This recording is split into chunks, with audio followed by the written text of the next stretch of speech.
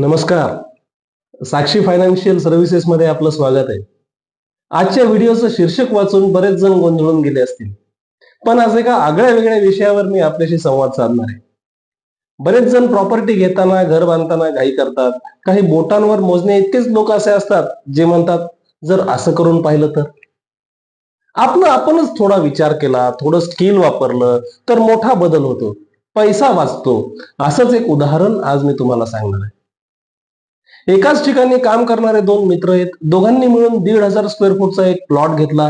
दोघांनी प्रत्येकी 750 square foot प्लॉटच्या दोन वेगवेगळ्या रजिस्ट्री करून घेतल्या. काही दिवसांनी बांधकामाचा विषय निघाला. दोघांना प्रत्येकी 5-5 रूम हव्या होत्या.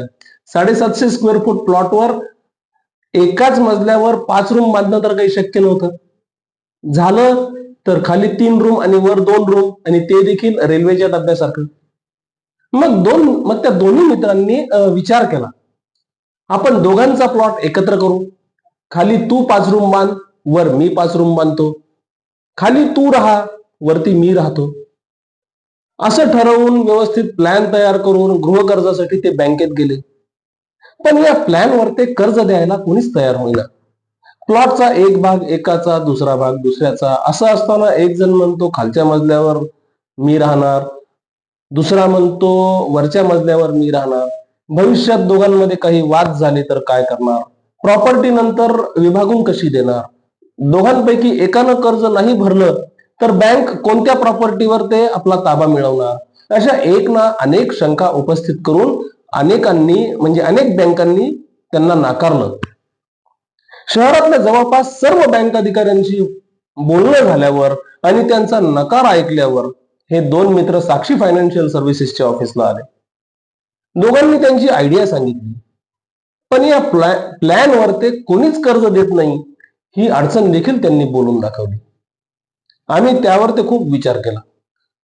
वकिलांसोबत बोललो, इंजिनियर सोबत बोललो, काही बँक अधिकाऱ्यांसोबत आम्ही ह्या संदर्भामध्ये बोललो.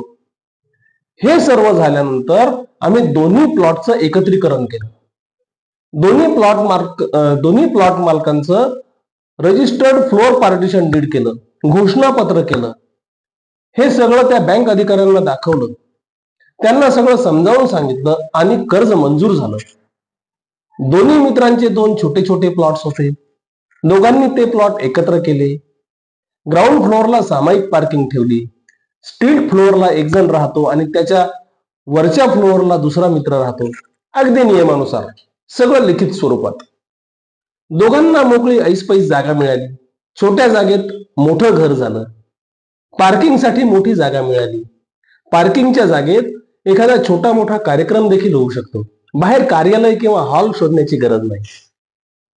अनेक बँकांनी नाकारल्यावर साक्षी फायनान्शियल सर्व्हिसेसच्या ऑफिसला गेलो नसतो तर आमचा हा प्लॅन अंमलातच आला नसता, असं दोघेही आज सांगतात. घर बांधण्यासंदर्भात किंवा खरेदीच्या बाबतीत तुमच्या काही नवीन कल्पना असतील तर त्या बाबतीत तुम्ही आमच्याशी अवश्य बोला. तुमच्या कल्पनेतलं घर, स्वप्नातलं घर साकार करण्यासाठी तर आम्ही आहोत. त्यासाठी साक्षी फायनान्शियल सर्व्हिसेसच्या ऑफिसला भेट द्या. हा व्हिडिओ आवडला असेल तर नक्की लाईक करा, भरपूर शेअर करा. ह्या व्हिडिओबाबत तुमचं मत खाली दिलेल्या कॉमेंट बॉक्समध्ये अवश्य नोंदवा आणि आमचं चॅनल सबस्क्राईब करायला विसरू नका. धन्यवाद.